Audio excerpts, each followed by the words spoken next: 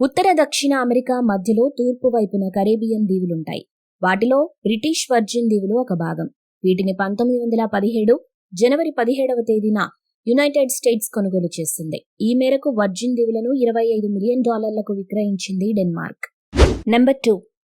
ఐక్యరాజ్యసమితి భద్రతా మండలి మొదటి సమావేశం 1946 జనవరి 17న జరిగింది. అంతర్జాతీయంగా శాంతి మరియు భద్రత నెలకొనేలా పలు తీర్మానాలు, చర్యలు తీసుకోవటం దీని విధి. అలాగే సభ్య దేశాలపై బైండింగ్ తీర్మానాలను జారీ చేసే అధికారం కలిగిన ఏకైక సంస్థ ఐక్యరాజ్యసమితి భద్రతా మండలి. నెంబర్ 3. 2010 జనవరి 17వ తేదీన నైజీరియాలో అల్లర్లు చెలరేగాయి. దీంతో భారీ ప్రాణ, ఆస్తి నష్టం వాటిల్లింది. క్రైస్తవులు మరియు ముస్లింల మధ్య జరిగిన ఈ అల్లర్లలో 200 మందికి పైగా మరణించారు. నెంబర్ 4. భారతీయ సినిమాకి నడకలు నేర్పిన మహానుభావుల్లో ఒకరు ఆయన. అలాగే తెలుగు సినిమాకు క్లాసిక్ అనదగ్గ సినిమాలు అందించిన దర్శకుడు ఆయన. సినీ నిర్మాతగా, దర్శకుడిగా, సినిమాటోగ్రాఫర్గా, నటుడిగా, సినీ డిక్షనరీలో తనకంటూ కొన్ని పేజీలు సృష్టించుకున్న ఉద్దండుడు ఎల్వి ప్రసాద్.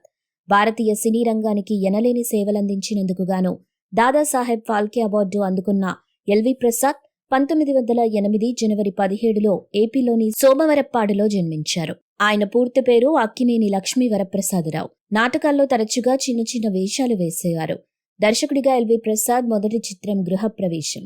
1949లో వచ్చిన మనదేశం సినిమాతో ఎన్టీఆర్ను వెండితెరకు పరిచయం చేశారు.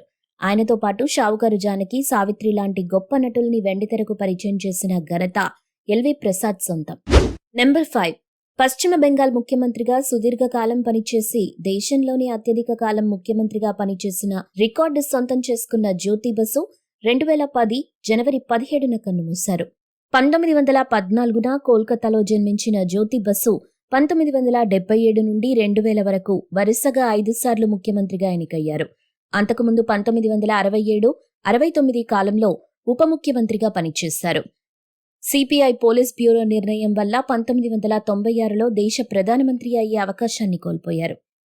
నెంబర్ 6. ప్రముఖ నటి సుచిత్రా సేన్ 2014 జనవరి 17వ తేదీన తుది శ్వాస విడిచారు. ఉత్తమ్ కుమార్ సరసన సుచిత్రా సేన్ నటించిన సినిమాలు బెంగాలీ సినిమా చరిత్రలోనే క్లాసిక్ గా నిలిచిపోయాయి.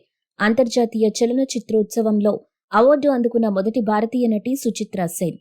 1972లో దేశంలో 4వ అత్యున్నత పౌర పురస్కారమైన పద్మశ్రీని కూడా అందుకున్నారు. అయితే 2005లో పలు కారణాలతో అత్యున్నత సినీ పురస్కారమైన దాదాసాహెబ్ ఫాల్కే అవార్డును తిరస్కరించారు.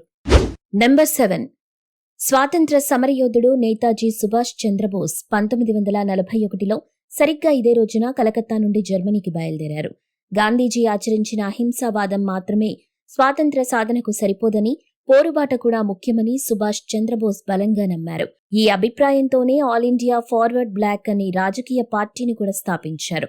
ఆజాద్ హిందూ ఫౌజ్ను స్థాపించి దేశానికి స్వాతంత్ర్యం తీసుకురావడంలో కీలక పాత్ర వహించారు. అయితే 1945 ఆగస్టు 22న నేతాజీ ప్రయాణించిన యుద్ధ విమానం ప్రమాదానికి గురై ఆయన వీరమరణం పొందినట్టు జపాన్ రేడియో ప్రకటించింది. అయినా ఆయన మరణం వెనుక కారణాలు ఇప్పటికీ ప్రపంచానికి ఓ మిస్టరీలాగే మిగిలిపోయాయి. నెంబర్ 8. 2008 జనవరి 17న క్రికెట్ చరిత్రలో ఓ అరుదైన రికార్డు క్రియేట్ చేయబడింది. టెస్ట్ క్రికెట్లో 600 వికెట్లు సాధించిన తొలి భారతీయ బౌలర్గా అనిల్ కుంబ్లే రికార్డు సృష్టించాడు. బంతిని బాగా స్పిన్ చేయలేడని విమర్శలు ఎదుర్కొన్నప్పటికీ ఆస్ట్రేలియాకు చెందిన షేన్ వార్న్ తర్వాత టెస్ట్ క్రికెట్లో అత్యధిక వికెట్లు సాధించిన లెగ్ స్పిన్నర్గా రికార్డు సృష్టించాడు. షేన్ వార్న్, ముత్తయ్య మురళీధరన్ తర్వాత స్పిన్ బౌలర్లలో 3వ స్థానంలో అనిల్ కుంబ్లే కొనసాగారు.